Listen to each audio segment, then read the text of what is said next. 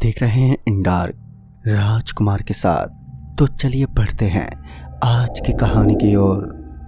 दोस्तों, मेरा नाम आयुष है और मैं कोलकाता का रहने वाला हूँ। यह घटना मेरे साथ आज से लगभग 4 साल पहले यानी कि साल 2017 में घटी थी। उस समय मेरी उम्र यहीं कोई 27 साल की थी। उस वक्त बाजार में मेरी एक दुकान भी थी। मेरी दुकान बड़ी हो रही थी, इस वजह से मुझे राजस्थान जाना था। राजस्थान के अंदर बूंदी जिले में स्थित एक कंपनी के अंदर किसी काम हेतु मीटिंग में जाना था।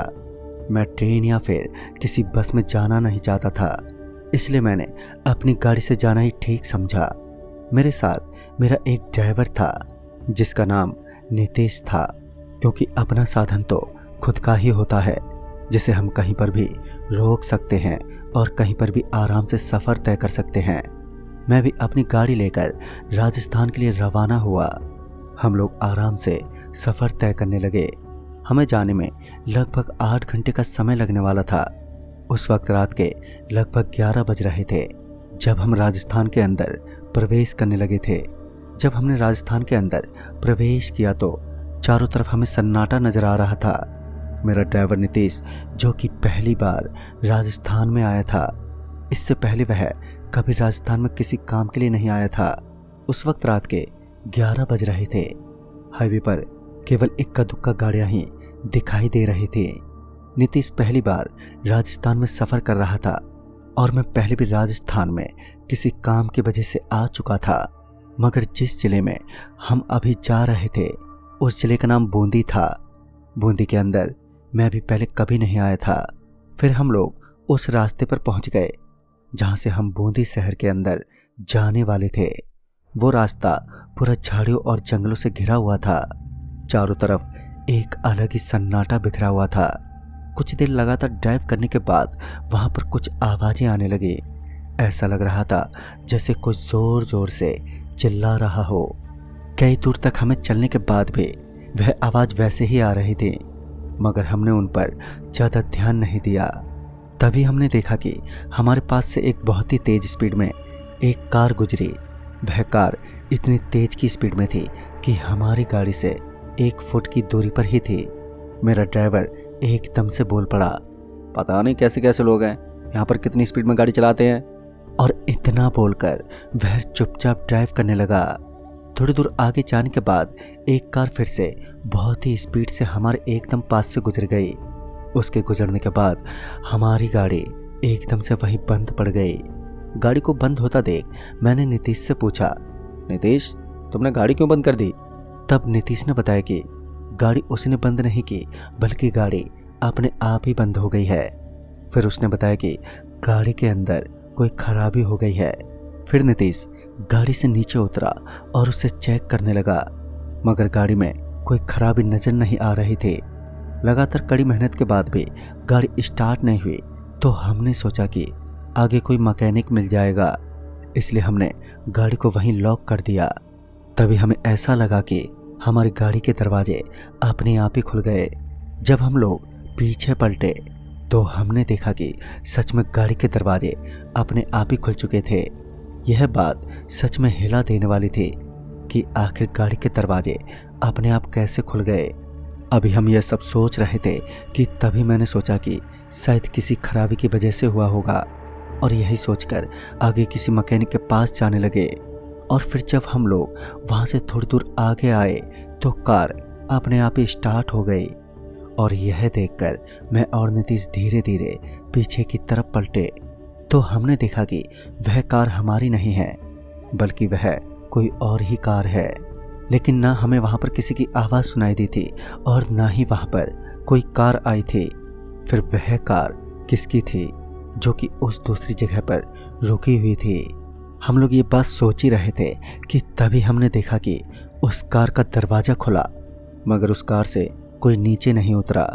हमें लगा कि शायद हमें वहाँ कोई मदद मिल सकती है, और यही सोचकर हम लोग उस कार की तरफ चल पड़े ताकि हमें कोई मदद मिल जाए।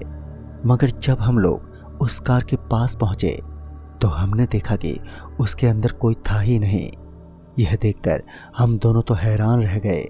साथ ही अब हमें थोड़ा थोड़ा डर महसूस हो रहा था क्योंकि आखिर वह कार स्टार्ट जो थी मगर उसमें कोई मौजूद नहीं था। और फिर अचानक से कार के अंदर से आवाज आई, बोलो क्या चाहिए तुम लोगों को। तभी हमारी नज़र कार के अंदर पड़ी तो अभी भी कार में कोई नहीं था, लेकिन सिर्फ आवाज का आना हमें अब डर की तरफ इशारा कर रहा था। जरूर इस कार में कुछ तो गड़बड़ थी।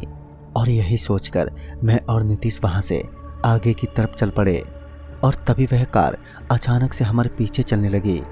वह कार अब शायद हमें कुचलने के इरादे में थी, लेकिन जब हम लोग इस बार पीछे की तरफ पलटे तो हमने देखा कि अब वह कार वहां से गायब हो चुकी है।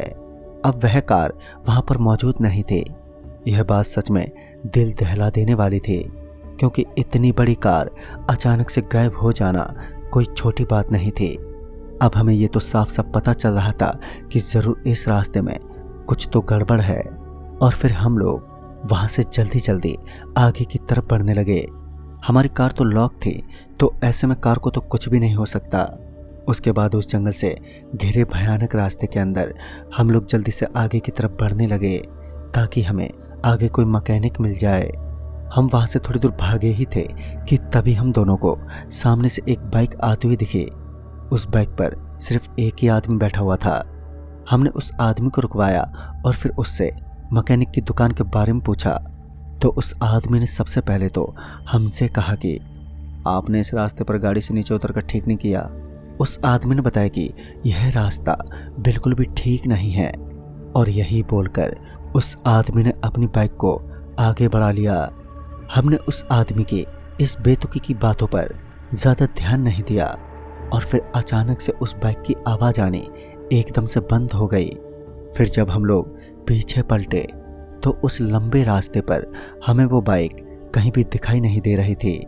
अब यह बात तो बिल्कुल तय थी कि जरूर यह कोई शैतानी ताकत है जो हमें फंसाने की पूरी कोशिश कर रही है, लेकिन ये बार बार हमें सतर्क क्यों कर रही थी ये हमें समझ नहीं आ रहा था।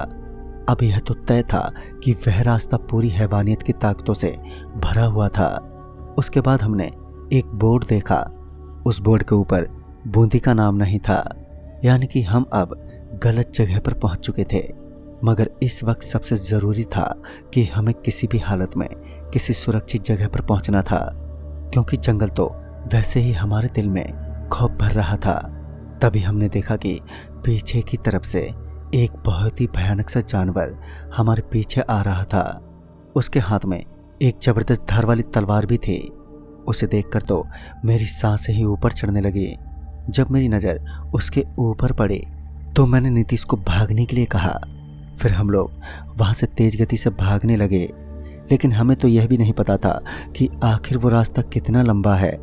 मगर इस वक्त हमने सबसे अच्छा और बेहतरीन तरीका यही आजमाया कि हमें सिर्फ सामने ही भागना है, पीछे हमें मुड़कर भी नहीं देखना है।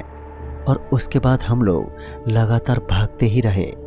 हम वहां से काफी दूरी तय कर चुके थे, मगर चारों तरफ अभी भी घोर सन्नाटा ही पसरा हुआ था। चारों तरफ रोशनी की कोई भी सुविधा नहीं थी। बस अंधेरे ने अपना एक अवतार अपना कर रखा था जो कभी खत्म होने का नाम ही नहीं ले रहा था। यानी कि वह पूरा रास्ता एकदम अंधेरे में डूबा हुआ था। कहीं पर कोई भी रोशनी नजर नहीं आ रही थी। दूर दूर तक कुछ भी चीज दिखाई नहीं दे रही थी, केवल और केवल अंधेरे के अलावा। लेकिन जब हमने एक बार पीछे मुड़कर देखा तो वहां पर वह शैतान काफी तेज गति से हमारा पीछा कर रहा था। तभी अचानक से नीतीश की आवाज पीछे से आने लगी। नीतीश मुझे पीछे से आवाज दे रहा था, लेकिन नीतीश तो अभी अभी मेरे साथ था, फिर वह पीछे कैसे रह गया। जब मैंने अपने साथ दौड़ रहे उस आदमी की तरफ नजर दौड़ाई तो वह नीतीश नहीं था। दरअसल वह वही शैतान था जो अभी अभी मेरे पीछे दौड़ रहा था। तभी मैंने देखा कि जिस आदमी में मुझे वह राक्षस नजर आ रहा था वह नीतीश ही था। ये सब क्या हो रहा था मुझे कुछ समझ में नहीं आ रहा था। फिर मैंने वहीं उस आदमी को हाथ लगाया तो मेरा हाथ आसानी से उसे स्पर्श कर पा रहा था। फिर मैंने एक नज़र उसके पैरों पर मारी तो वह बिल्कुल एक सामान्य आदमी था। मतलब कि वह आदमी वही नीतीश था, और जो मुझे अभी अभी उसके अंदर राक्षस नजर आ रहा था वह मुझे फंसाने की साजिश में था। अब मैं यह भी समझने लगा कि वह शैतान कभी भी किसी का रूप लेकर हमें मारने की कोशिश कर सकता है। जब मैंने उस शैतान पर अपनी नज़र ठीक से मारी तो मैंने देखा कि उस शैतान का शरीर बहुत पतला था, मानो उसने बहुत ही दिनों से कुछ खाया ही ना हो। और तभी नीतीश ने बताया कि जंगलों के अंदर उसने एक ऐसे शैतान के बारे में बहुत सुना है, मगर वो हमारे भारत में नहीं पाया जाता। लेकिन हो सकता है कि बुरी ताकत कहीं पर भी मौजूद हो। वह एक बेंडिगो है, लेकिन ऐसा भी तो हो सकता है कि वह कोई और शैतानी ताकत हो। चाहे अब कुछ भी हो, मगर अब हमें किसी भी तरह उससे अपना पीछा छुड़वाना था। हम लोग तेज तेज चलने लगे। हम दोनों वहाँ से थोड़ी दूर और आगे आए तो हमारे भागने का नतीजा हमें दिखाई देने लगा। दरअसल इस बार हमने देखा कि सामने की तरफ हमें एक ढाबा नजर आ रहा था। वो काफ़ी छोटा था, मगर हमारी जान बचाने की एक बहुत बड़ी उम्मीद थी। हम जल्दी से उसके पास पहुंचे तो हमने देखा कि वहाँ पर एक बूढ़ा आदमी बैठा हुआ था और उसके साथ ही एक जवान लड़का भी वहाँ पर काम कर रहा था। उस हाईवे पर सिर्फ वही एक जगह थी जहाँ पर हमें थोड़ी लाइट नज़र आ रही थी। हम लोग जल्दी से उस ढाबे के करीब पहुँचने लगे। अब शायद हमारा पीछा जंगल के उस शैतान से छूट चुका था। वहीं अब हमारे अंदर थोड़ा सुकून सा मिल रहा था। फिर उस ढाबे वाले बूढ़े आदमी ने हमें अपने ढाबे के अंदर बुलाया। हम लोग भी वहाँ पर पहुँच गए। फिर हमने पहले तो उस आदमी को हमारी गाड़ी के बारे में बताया कि हमारी गाड़ी अब खराब हो चुकी है। तो उस ढाबे वाले आदमी ने बताया कि आपकी गाड़ी ख़राब नहीं हुई है, बल्कि उस हाईवे पर रात में जो भी आता है उसके साथ ऐसा ही होता है। और जिस आदमी ने या फिर जिस बुरी शक्ति ने आपको सावधान करने की कोशिश की थी, वह कोई बुरी ताकत नहीं थी, बल्कि वो एक अच्छी आत्मा है। और वो रात में उस हाईवे से गुजरने वाले हर इंसान को बचाने की कोशिश करती है। लेकिन कुछ लोग अपनी बदकिस्मती की वजह से उस भयानक राक्षस का शिकार हो जाते हैं, तो कुछ लोग उस अच्छी आत्मा की वजह से आपकी तरह जान बचाकर भाग आते हैं। अगर उस अच्छी आत्मा ने आपको यह नहीं कहा होता कि वह एक बुरी जगह है, तो शायद आपकी भी जान नहीं बच पाती। फिर उसके बाद उस आदमी ने हमें रात में उसी ढाबे पर रुकने का सुझाव दिया और हम लोग रात में उसी ढाबे पर सो गए। उसके बाद हमारी आँख लगभग सुबह के 5 बजे खुली तो हमने देखा कि अब वहाँ पर कोई ढाबा मौजूद ही नहीं है। अब थोड़ी रोशनी भी होने लगी और हम दोनों खुले आसमान के नीचे अभी भी सो ही रहे थे। और अब हमें पता चला कि वह ढाबे वाला आदमी कोई और नहीं बल्कि एक अच्छी ही आत्मा थी। उसके बाद हमने उस ढाबे वाले आदमी को प्रणाम किया और फिर वहाँ से अपनी गाड़ी के पास पहुँचकर हम वहाँ से तुरंत ही निकल पड़े। लेकिन दोस्तों, यह घटना हमारे दिल में एक अलग ही डर को पैदा कर देती है। तो दोस्तों, इस कहानी में बस इतना ही। तो मैं आपका दोस्त राजकुमार जल्द ही मिलूंगा एक और नई कहानी के साथ। तब तक के लिए बाय एंड टेक केयर।